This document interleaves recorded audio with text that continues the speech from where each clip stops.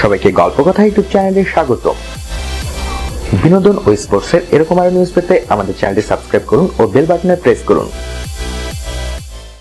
সীমান্তের সাম্প্রতিক ঘটনায় কদিন ধরেই তর্ক চলছে পাকিস্তানের সঙ্গে বিশ্বকাপের ম্যাচটি খেলা উচিত হবে কিনা।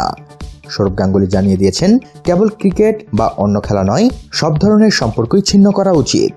কিন্তু তার সঙ্গে সহমত হননি সচিন টেন্ডুলকার। তার মতে ভারতের খেলা উচিত ম্যাচটি। তিনি পাকিস্তানকে খামোখা 2 পয়েন্ট দেওয়ার বিরুদ্ধে। সচিনের সেই বক্তব্যের জবাব দিলেন মহারাজ। এক সর্বভারতীয় সংবাদ মাধ্যমে প্রকাশিত প্রতিবেদন থেকে জানা যাচ্ছে, সৌরভ সচিনের বক্তব্যের উত্তরে হেসে বলেছেন, ও 2 পয়েন্ট চায় পাকিস্তানের বিরুদ্ধে, আমি চাই বিশ্বকাপ। বিশ্বকাপে ভারত অত্যন্ত ভালো খেলবে বলেও নিজের বিশ্বাস ব্যক্ত করেছেন মহারাজ। প্রসঙ্গত, সচিন টেন্ডুলকার পাকিস্তানের সঙ্গে ম্যাচ খেলার বিষয়ে জানিয়েছিলেন, ভারত সবসময়ই পাকিস্তানকে বিশ্বকাপে হারিয়েছে, আবার ওদের হারানোর সুযোগ এসেছে। আমি ব্যক্তিগতভাবে মোটেই চাইছি না ওদের 2 পয়েন্ট দিতে এবং প্রতিযোগিতায় ওদের সাহায্য করতে। তবে তারপরে তিনি জানিয়ে দেন, দেশ যা সিদ্ধান্ত নেবে সেটাকে তিনি হৃদয়ের সর্বান্তকরণে সমর্থন করবেন। একই কথা বলেছেন সৌরভও।